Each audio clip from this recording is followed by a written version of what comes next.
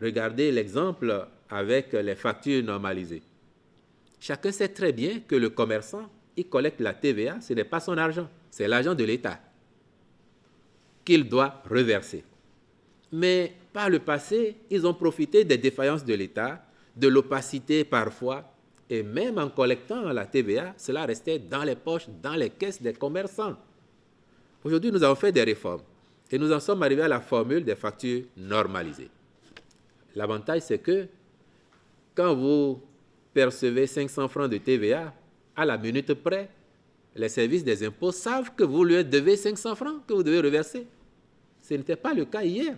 Et chacun peut aussi observer qu'un des aspects qui explique la spéculation est lié indirectement à cela parce que beaucoup qui avaient pris l'habitude de garder par devers eux la TVA qu'ils collectaient, donc qu'ils ne reversaient pas, et qui se sont accoutumés au fait que c'est comme leur argent, ont vécu cela comme si on venait leur enlever quelque chose. Et pour éviter de perdre, de facto, ils augmentent les prix indûment. C'est tout, sinon, la facture normalisée n'a aucune incidence sur le prix de vente des produits. D'ailleurs, la machine qui est achetée par les opérateurs, elle est remboursée par l'administration fiscale.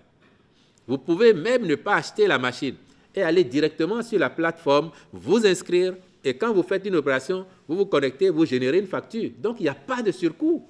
Qu'est-ce qui explique alors que quelqu'un vous dise, parce que je fais facture normalisée, je dois augmenter le prix? Il n'y a pas de surcoût. C'est ça la réalité. Et là-dessus, tous les consommateurs, chaque citoyen doit aider aussi l'administration à réussir ce challenge, à faire en sorte que les uns, parce que plus avisés, ne profitent pas de cette crise mondiale pour faire vivre la misère à nos populations. Et notre devoir, c'est de veiller à cela.